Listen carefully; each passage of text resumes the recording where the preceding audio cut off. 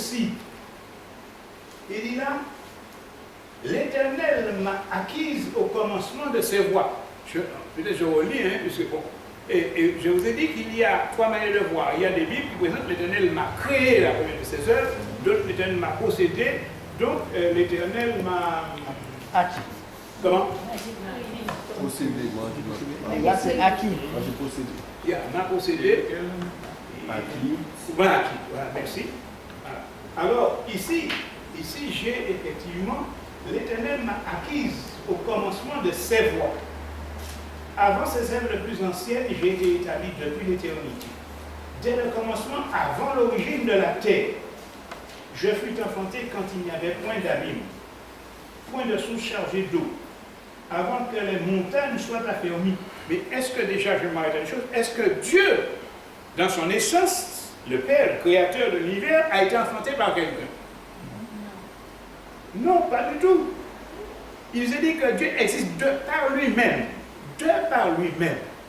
Tandis que le Fils est venu du Père parce qu'il est sorti du Père, qu'il l'a engendré et qui était, c'est quoi encore vous appelez? La parole. La parole, n'est-ce pas? Hein? Le logos. Le logos, voilà, merci. La parole de Dieu qui était en Dieu, n'est-ce pas? Et Dieu va sortir cette parole et va le faire devenir une entité vivante. Et pourquoi? Vous rappelez le pourquoi? Comment? Pour le salut du monde. Attends, j'ai pas... Pour le salut du monde. Pour le salut du monde, bien sûr. Mais c'est-à-dire, parce que Dieu, nous allons voir tout à l'heure, Dieu ne peut pas mourir, c'est une impossibilité. Et Dieu ne pouvait pas prendre un homme, comme je cite souvent Romains 5,12, l'apôtre Paul, comme par un seul homme le péché est entré dans le monde et par le péché la mort, et qu'ainsi la mort s'est étendue à tous les hommes parce que tous sont péchés et tous sont privés de la gloire. Donc Dieu ne pouvait pas prendre un homme. Et lui ne peut pas mourir. Donc Dieu a décidé, dans son dessein, n'est-ce pas, de faire sortir de lui-même, puisque comme je vous disais dernièrement, quoi, il fallait que quelqu'un soit Dieu pour le rachat. Dieu seul a le pouvoir de racheter, n'est-ce pas, les péchés, d'accord?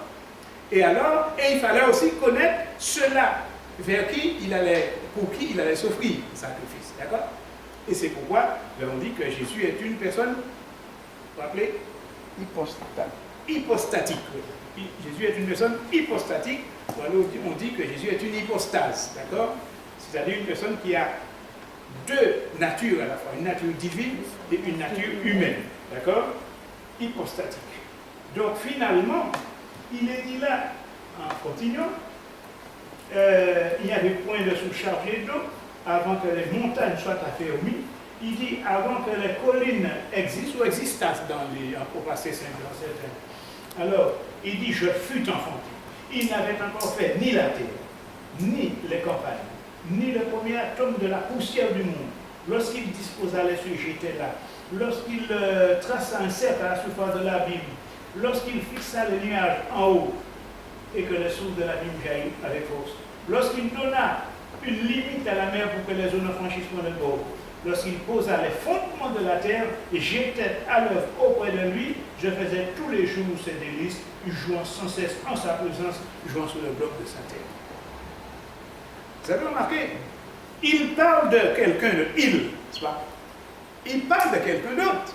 Et qu'en fait, nous voyons qu'il dépend, qu'il est tributaire de celui-ci. Hein? Il dit m'a possédé ou m'a créé ou m'a